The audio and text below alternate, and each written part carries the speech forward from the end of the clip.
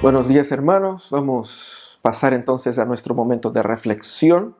Te invito a que conmigo demos la lectura del texto que está ahí en el Evangelio de Marcos, el capítulo 4. Vamos a leer los versículos del 1 al 20. Evangelio de Marcos, el capítulo 4, los versículos del 1 al 20. Nosotros estamos ahí en la serie Días Mejores, una serie basada en el Evangelio de Marcos. Y estamos a lo largo de las semanas avanzando semana a semana en el Evangelio de Marcos y llegamos al capítulo 4 hoy día. Y el texto que vamos a leer está en la Nueva Versión Internacional. Usted puede acompañar ahí en su Biblia, usted puede acompañar en la versión que usted tiene disponible, pero lo que vamos a leer aquí está según la Nueva Versión Internacional y dice lo siguiente. De nuevo comenzó Jesús a enseñar a la orilla del lago. La multitud que se reunió para verlo era tan grande que él subió y se sentó en una barca que estaba en el lago, mientras toda la gente se quedaba en la playa. Entonces se puso a enseñarles muchas cosas por medio de parábolas, y como parte de su instrucción les dijo: pongan atención, un sembrador salió a sembrar. Sucedió que al esparcir él la semilla, una parte cayó junto al camino, y llegaron los pájaros y se la comieron. Otra parte cayó en terreno pedregoso, sin mucha tierra. Esa semilla brotó pronto porque la tierra no era profunda. Pero cuando salió el sol, las plantas se marchitaron y, por no tener raíz, se secaron.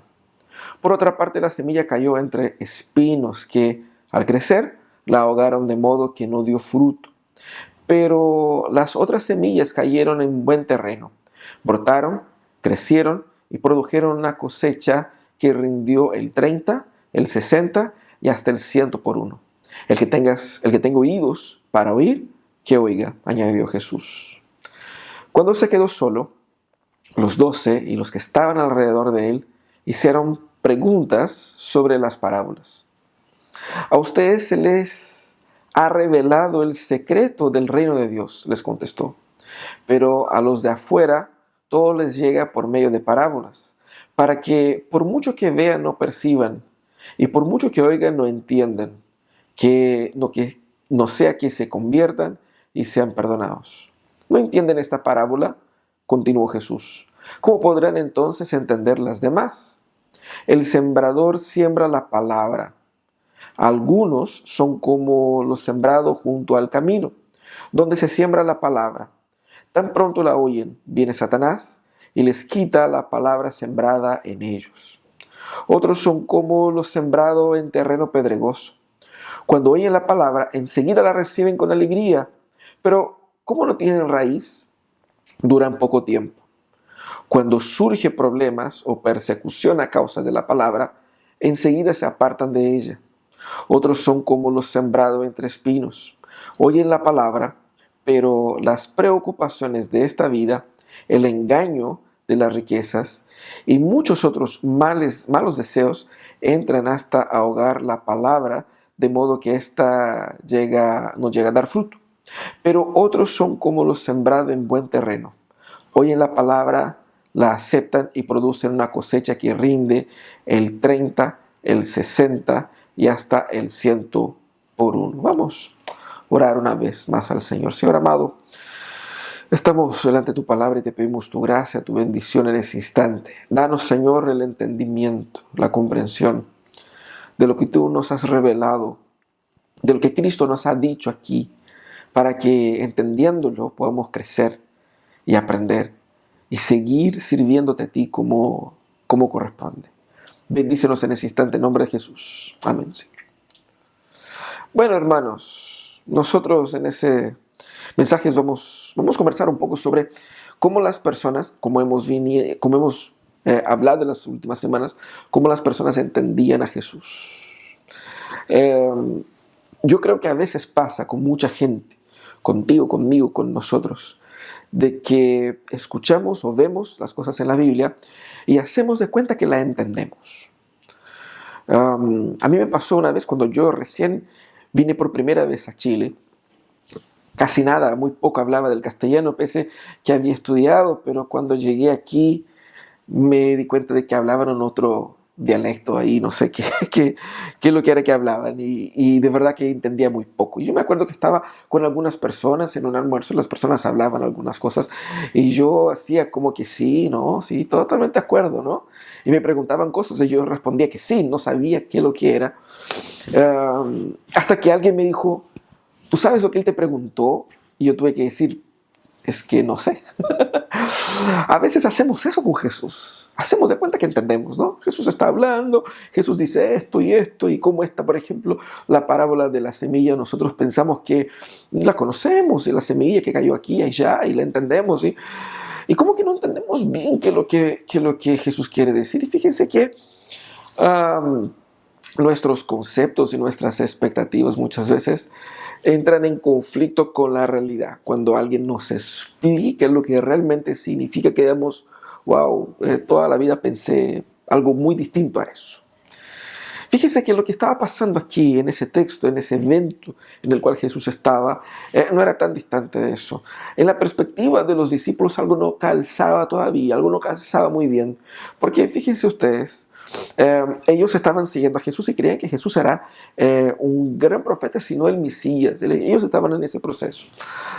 Pero todos los teólogos más importantes de la época, gente que era por ellos mismos respetado, tomado en cuenta, al fin y al cabo eran los especialistas. Ellos llegaron a la conclusión de que Jesús no era Dios, o que no venía de la parte de Dios y que no hablaba de las cosas de Dios. Por lo tanto, Jesús no tenía el respaldo de los técnicos, vamos a decir así.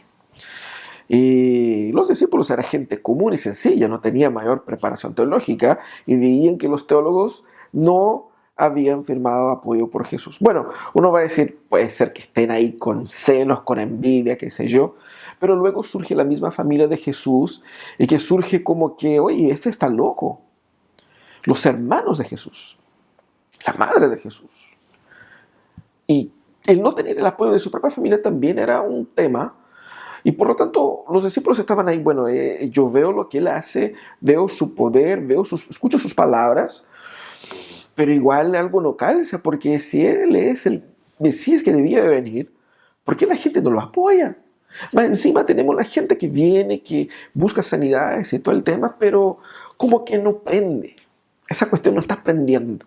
Ellos tenían la expectativa de que al surgir el Mesías iba a coordinar un movimiento de levante del pueblo de Israel en contra de Roma. Iba a destruir y a instaurar el reino de Dios. Esa era la expectativa. Y luego surge Jesús sanando personas y no levanta ningún movimiento. Y está ahí como de ciudad en ciudad, y de repente vienen las multitudes y de repente da un mensaje. La cuestión es polémica. La gente no lo entiende, unos se van, los líderes lo abandonan, su familia lo cuestiona. O sea, los mismos discípulos querían saber a qué apunta esto, ¿no? Y Jesús entendía eso, y de ahí es donde surge en los evangelios, estas seguidillas de parábolas. Vemos que se repiten los 3 evangelios sinópticos, las parábolas que Jesús entrega para explicar el reino de Dios, porque ellos no entendían bien de qué se trataba este reino de Dios. Así que en el marco de todas esas dudas es donde Jesús va y literalmente raya la cancha. Es muy interesante eso. Jesús raya la cancha de lo que es y lo que no es el reino de Dios, y lo que significa estar y no estar en el reino de Dios. Jesús va y habla por parábolas. No son meras comparaciones ni meras historias. Son historias utilizadas, o son metáforas y figuras de lenguaje utilizadas por Jesús para poder al mismo tiempo, como vemos en el texto, iluminar a aquellos que están dispuestos a creer, pero también sirven como una forma de juicio por parte de Dios por aquellos que se rehúsan a creer, para que sean expuestos a la verdad y aún así no la vean. Esa es un poco la idea de Jesús con estas parábolas. En ellas Jesús va a mostrar la efectividad del Evangelio, mostrando el avance y la concretud del Evangelio. El Evangelio logra lo que Él está proyectado a conquistar, pero también muestra el poder y el control de Dios coordinando todas las cosas, al contrario de lo que esperaban los discípulos que esperaban ahí una respuesta más natural dentro de lo que ellos imaginaban ahí, el control social, es decir, los líderes apoyando, la gente sumando y todo el tema. Y ahí vemos en estas parábolas que quien controla todas las cosas es Dios, y Dios hace de la forma como Él quiere. Así que tenemos delante de nosotros la parábola del sembrador. ¿Cómo podemos entender la parábola del sembrador? A grandes rasgos, esa parábola muestra que la razón por la que los líderes religiosos e incluso su propia familia se opusiera a Él era la condición espiritual de su corazón. No era porque el evangelio o el mensaje de Jesús no era verdadero, no era porque Jesús no era verdadero, era porque el corazón de estas personas todavía no se habían inclinado, no estaban predispuestos a recibir el verdadero evangelio. Lo que hace Jesús aquí es una verdadera exhortación a la verdadera espiritualidad. Verdadera dos veces, ¿no? Una exhortación a la verdadera espiritualidad. Y en esa exhortación a la verdadera espiritualidad, Jesús utiliza un ambiente muy común de la época, que es el ambiente de la agricultura, una experiencia que muchos de los oyentes experimentaban. Ellos conocían esto, sabían lo que era plantar, sabían lo que era cosechar. Y por lo tanto Jesús utiliza eso como metáfora de un sembrador que sale a sembrar. Y tenemos en esa parábola, tanto la parábola como la explicación de Jesús, y tenemos ahí cuatro modelos o cuatro exhortaciones por parte de Jesús. La primera exhortación que hace Jesús en esa parábola es una exhortación al peligro de la incredulidad. Ahí en los versículos 4 y el versículo 15. Fíjense que el versículo 4 es la parábola, el 15 la explicación. Habla de la semilla que cayó junto al camino. Esa semilla nunca llegó a germinar. Fíjense ustedes que el modelo de plantación de la época era que ellos iban echando la semilla y luego, después de echar la semilla, ellos araban el terreno. Entonces, ese es un poco para que entiendan el proceso. Bueno, esa primera semilla se cayó junto al camino, y por caer junto al camino, ella ni siquiera llegó a germinar, ni siquiera llegó a iniciar el proceso biológico a lo cual ella estaba destinada. ¿Qué es lo que Jesús apunta con eso?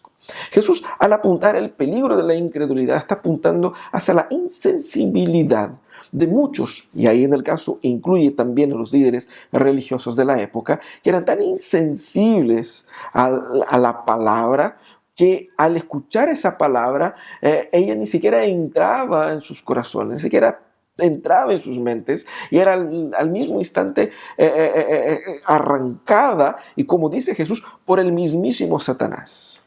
Jesús aquí está mostrando la insensibilidad y la dureza del corazón de tanta gente que lo rechazaba, y lo hacían porque ellos eran atacados, aquí en este caso, tanto por su propia insensibilidad, que es culpa de ellos, como también por la obra de Satanás en estas vidas. Lo que Jesús apunta aquí, exhorta, es contra la dureza de corazón. Y Él explica que estas personas insensibles a la palabra nunca llegarán a creer efectivamente. ¿Cuál es la exhortación que Jesús hace aquí? A nosotros y a la gente que estaba escuchando. No permita que su corazón sea endurecido.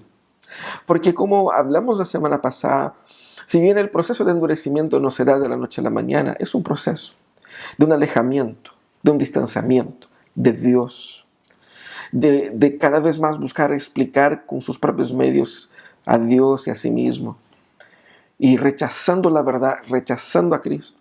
No permita que su corazón se vaya endureciendo, tanto que hay una exhortación allá en Salmo 95, en los versículos de 6 a 9.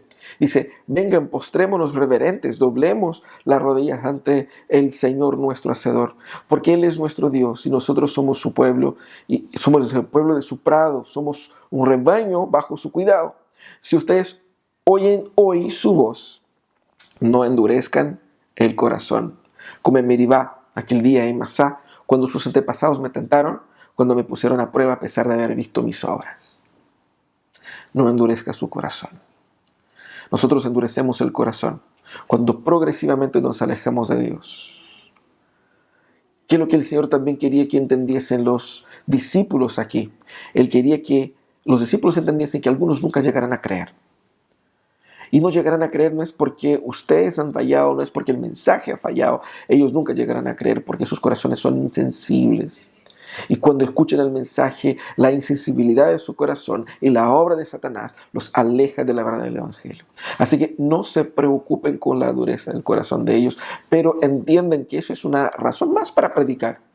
Sigan predicando pese a eso. Y eso es lo que Jesús hacía. Fíjense que esa dureza de corazón es parte de nuestra naturaleza caída y el Señor nos viene a librar de eso. Ahora, la segunda cosa que Jesús nos orienta aquí en ese texto, nos exhorta, es contra la ilusión de la superficialidad.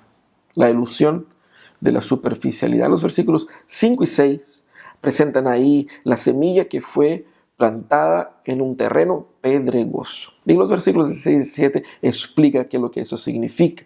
Básicamente es un terreno que no tenía mucha profundidad, y el terreno de la época ahí en la Galilea era un terreno así con muchas rocas. Entonces era un terreno común y por no tener profundidad germinaba muy rápidamente.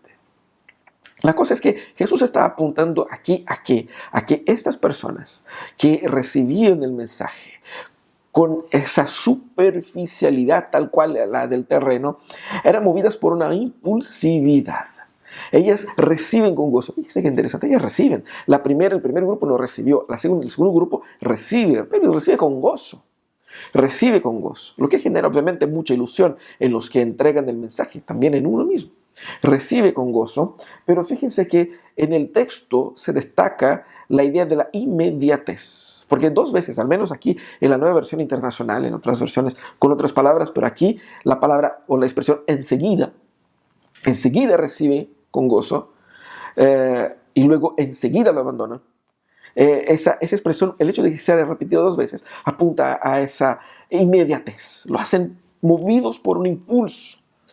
Y esa impulsividad, sin mucha reflexión, sin mucha comprensión, sin mucho entendimiento, sin considerar lo que es y lo que implica y lo que significa, hace con que, pese a germinar, muera pronto. Porque Jesús mismo dice, porque al rato vienen las pruebas, al rato vienen las circunstancias que van a comprobar la verdadera espiritualidad, y esas pruebas, sea por la aflicción de la vida, sea por la probación, por la persecución de la fe, hace con que tan prontamente recibieron, así también la rechacen. Así que estas personas son personas cuyo corazón está muy abierto hoy día y mañana ya lo han votado. Contra la ilusión de la superficialidad, Jesús nos exhorta a entender que el Evangelio implica en una decisión de gran compromiso. El Evangelio no es algo que se debe ser tomado a la ligera. Yo lo debo tomar muy en serio. Yo debo entender la seriedad de lo que está pasando. Y más, yo no debo ilusionarme con las rápidas percepciones emocionales que pueda tener. Vemos en nuestros días tantos que manipulan las emociones de las personas para convertirlas a Jesús y las utilizan las emociones de manera a ganar sus corazones, pero esos corazones que son ganados con la superficialidad del emocionalismo también es perdido, porque estas personas no están alicerzando sus vidas en Cristo, sino que están hincando raíces en terreno pedregoso y que por lo tanto morirán, así como llegaron. Debemos tomar en serio eso. El Evangelio implica un compromiso muy serio. Jesús utiliza una otra parábola posteriormente para explicar un poco eso, la importancia de sentarse y meditar en lo que estoy haciendo. Jesús no quería atraer a la gente de una forma artificial. Él quería verdaderos seguidores, de eso apunta acá. Ahora, también hay una aplicación, una exhortación a los discípulos de que muchos creerán en el mensaje de ustedes. Muchos entenderán y recibirán y aceptarán y pronto se unirán y estarán efusivos, animados, motivados. Gente que ayer no quería nada y hoy está contigo a la muerte. Esa gente el día de mañana se va. Así que no se hagan ilusiones con un crecimiento impulsivo o con un crecimiento explosivo de la nada.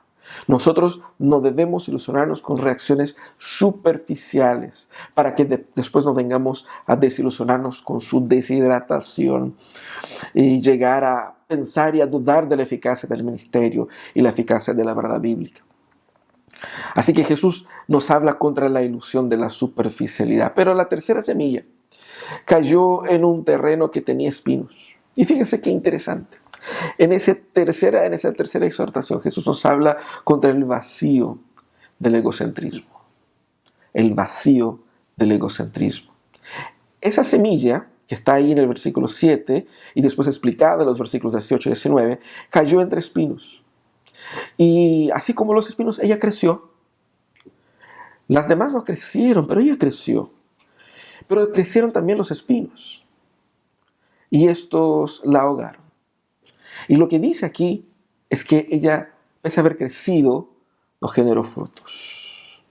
Jesús condena aquí en esa parábola, en ese momento de la parábola, la ambición del corazón humano, que pese a haber aceptado el mensaje, está sirviendo al Señor y conociendo al Señor, pero también al rato se ha enamorado de otras cosas, ha ambicionado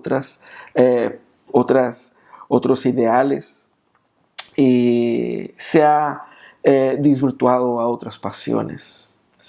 Es interesante porque la semilla germina y crece y se desarrolla, pero el corazón de la persona que acepta el Evangelio, cuyo el crecimiento se da junto a estos espinos, es progresivamente alejado de Jesús.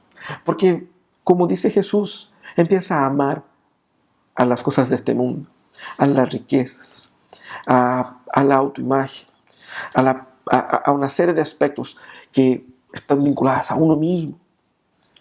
Y por amar tanto a sí mismo, incluso utilizándose del Evangelio para fomentar ese amor, esa persona, pese a decirse cristiana, pese a crecer dentro de un contexto como ese, no da fruto. ¿De qué Jesús está hablando aquí? Jesús está acusando que esa persona que vive el vacío del egocentrismo es estéril. La esterilidad es un tema muy serio en la palabra de Dios, porque algo muchísimamente condenado, duramente condenado por Jesús, tanto cuanto la incredulidad, porque la esterilidad pasa la idea de que yo estoy junto, yo estoy con ustedes, yo soy uno de ustedes, yo creo lo que ustedes creen, nosotros compartimos lo mismo, estamos en la misma y somos del pueblo de Dios, pero al ver sus frutos uno ve que no hay nada. Y el tema del fruto es algo importante porque donde Dios trabaja, los frutos aparecen.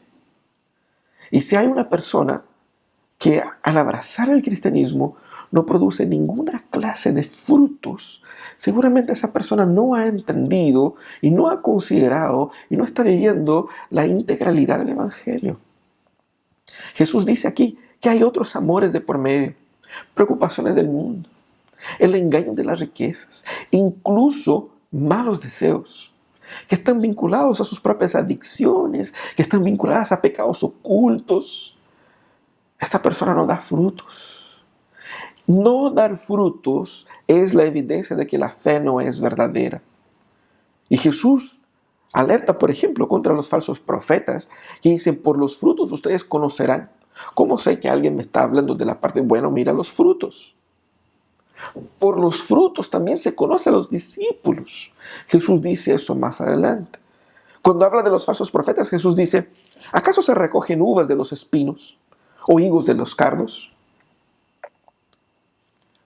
Dar fruto es fundamental. ¿Qué es lo que Jesús exhorta acá? Cuide su corazón, hermanos. Cuide su corazón. ¿Qué domina su mente? ¿Cuáles son sus propósitos en la vida? Fíjense en eso, si lo que ustedes ambicionan y desean en la vida como cristianos es igual a lo que cualquier persona que no es cristiana desea y ambiciona, quizás a lo mejor no has entendido el Evangelio. Porque el Evangelio transforma nuestros deseos y nuestras ambiciones en la vida. ¿Qué es lo que quieres en la vida? ¿Qué es lo que te mueve? ¿Qué es lo que te apasiona? ¿Qué es lo que te domina? ¿Qué es lo que te controla? Ahí entendemos dónde está realmente nuestro corazón. Si nosotros no estamos sumisos a Cristo, nuestros corazones entregados únicamente a la pasión de Cristo, seguramente estaremos caminando hacia una jornada de esterilidad espiritual. Y fíjense ustedes, el árbol que no da fruto, Él corta. Eso como dijo y lo explicó bastante bien Juan ahí en el capítulo 15. Pero a los discípulos dice que ellos deben estar atentos para evaluar el progreso de la predicación y del avance del reino, no basado en las apariencias externas humanas, sino que basado en los frutos. ¿Cómo identifico la veracidad de la fe de alguien? Los frutos. Los discípulos pronto estarían trabajando ellos mismos al predicar el evangelio. Tendrían ellos que evaluar la fe de la gente, el avance del reino, no a base a los acuerdos políticos y teológicos, no a base al número de las multitudes, a la prontitud de la respuesta, sino que a base de ¿qué? De que los frutos verdaderos de Cristo, la transformación de carácter, el cambio de vida, eso están siendo producidos en la vida de la gente. Pero hay una cuarta exhortación, una cuarta semilla. Esa semilla cae en buen terreno. El versículo 8 y el versículo 20 dan cuenta de eso. La semilla prospera y también de forma abundante y escalonada. ¿Qué es lo que Jesús está mostrando acá? Esa semilla que cae en buen terreno está enmarcada en las palabras de Jesús por el concepto de la aceptación. Lo que diferencia esa semilla de las demás o esa respuesta de las demás es que esta es la única semilla en la cual Jesús dijo que hubo aceptación. Ella acepta el mensaje. Es muy interesante el versículo 20 donde Jesús dice ahí, ellos oyen la palabra, la aceptan y produce una cosecha que rinde el 30, 60 y 100 por uno. Esa palabra acepta es utilizada solamente para esta semilla aquí en ese texto. ¿Y qué significa? Significa un hacerlo propio, asumirlo, hacer de uno mismo. Significa rendir y redefinir todas nuestras vidas o toda nuestra vida a la luz de ese nuevo descubrimiento. Tomar sobre sí. Eso es lo que hace la persona, escucha y está abierta a negarse a sí mismo y redefinir su vida a la luz de la explicación de Cristo sobre la vida y sobre el futuro. ¿Cuál es la consecuencia entonces a esta aceptación verdadera? Es el fructificar. Ese fructificar es la evidencia de la verdadera fe, lo opuesto a la que cayó entre los espinos, fíjense ustedes. Interesante eso, ella no fructifica para crecer, sino que crece para fructificar. Su desarrollo culmina en su fructificación. Crecer no es suficiente. Lo que es importante y es fundamental en el reino de Dios es dar frutos. Eso es lo que Jesús está exhortando a los discípulos. Fíjense los frutos. Jesús apunta a los frutos y termina aquí hablando de los frutos. Los frutos entonces son evidencia de la obra de Cristo, de una vida transformada, de un carácter transformado, de la profundización del entendimiento, de una relación íntima con Dios. Eso es lo que Jesús está hablando acá. ¿Cuál es la exhortación que hace Jesús? Hermanos, nosotros no debemos dejar de abrir nuestros corazones conscientemente, intencionalmente a Cristo. Y aquí uno piensa, bueno, pero si yo ya acepté a Cristo, ya estoy en eso. Fíjense, la exhortación de Jesús es también para los discípulos. Porque si bien esto puede dar la idea de que estas condiciones son estáticas, no lo son. Incluso los discípulos en algún momento han sido seducidos por otras pasiones, así como aquella semilla que cayó entre espinos. También aquí Jesús exhorta a que nosotros estemos atentos a una vida entregada a el corazón abierto al Señor. De eso está hablando acá. Ese es el mensaje. Nosotros debemos presentarnos a Cristo con el corazón abierto.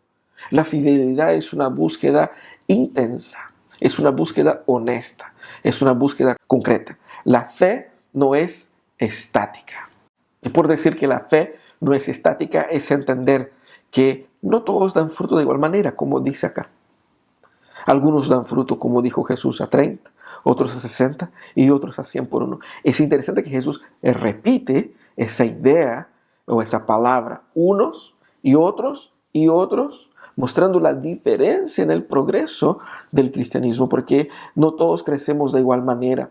¿Qué significa eso?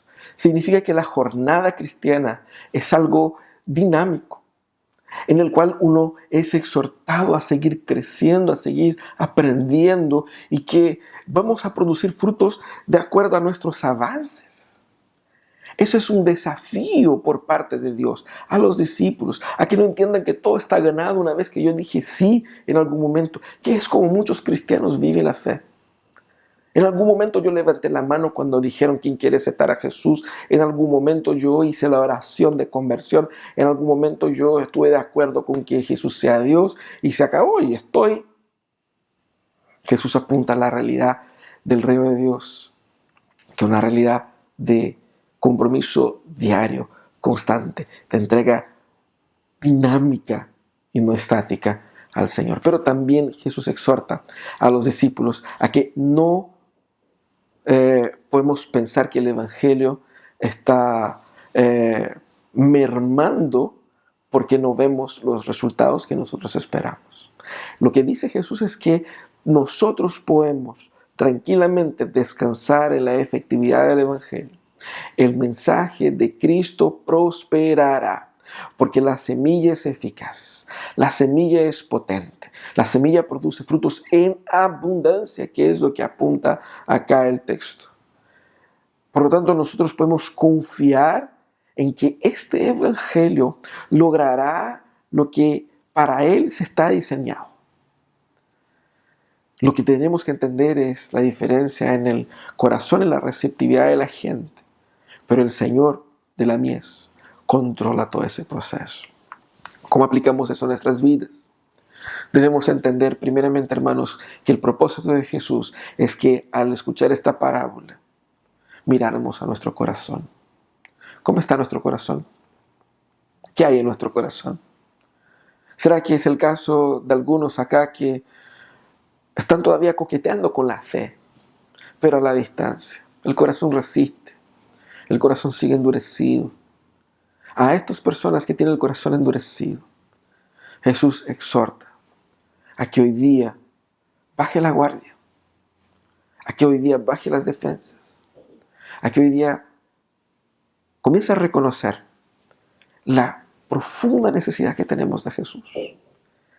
Comience a reconocer que Él es la única solución para nuestras vidas. Si te cuesta entregar su corazón a Jesús, yo te invito a que vengan a orar con nosotros, a compartir con nosotros y conversar sobre la fe. También hay algunos que están unidos a nuestro grupo eclesiástico, nuestra iglesia o a esta transmisión, movida únicamente por presiones e impulsos emocionales. Sabemos que los momentos de pandemia, los momentos de crisis, los momentos como de los terremotos, generan en las personas muchas angustias y las personas son tentadas a buscar soluciones espirituales. Cuando hay un terremoto vemos una búsqueda de muchas personas por Dios, por la espiritualidad, y pronto esas personas se devuelven porque no quieren a Dios. Ellas quieren una solución para un problema puntual. Aquí Cristo está exhortando a todos aquellos que son llamados a la impulsividad, a que entiendan que el Evangelio demanda un compromiso serio, prolongado, determinado, definitivo. ¿Estás siendo movido por tus emociones? Revisa tu corazón. O quizás tú debes ser de estas personas que está aquí, está dentro del Evangelio, conoce todas las leyes, las reglas, las formas, las palabras, las jergas, pero en realidad está enamorado de otras cosas. Las pasiones del mundo han hecho que pese a que te presentes como cristiano, vivas como algo contrario a ello. Y por eso mismo no hay frutos. No hay evidencia de que Cristo está en ti. No hay evidencias de que no hueles a Jesús.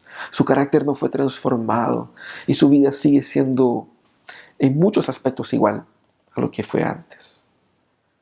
Así que ese es el momento de de volver a Jesús con honestidad y entregar su vida. Aceptar que Jesucristo es la única esperanza para nuestros corazones. ¿Has entregado tu vida a Jesús? Verdaderamente, persevera en ello. Día a día. En ese tiempo en que estamos más confinados a nuestros hogares, busca la palabra, lee la palabra. Cuestiona, Señor, ¿qué es lo que no estoy viendo? ¿Qué es lo que yo no sé? Ayúdame. Ayúdame a conocerte a ti mejor. Eso es lo que yo necesito. Vamos a orar. Te invito a que cierres tus ojos ahí en tu casa. Que se una conmigo en oración.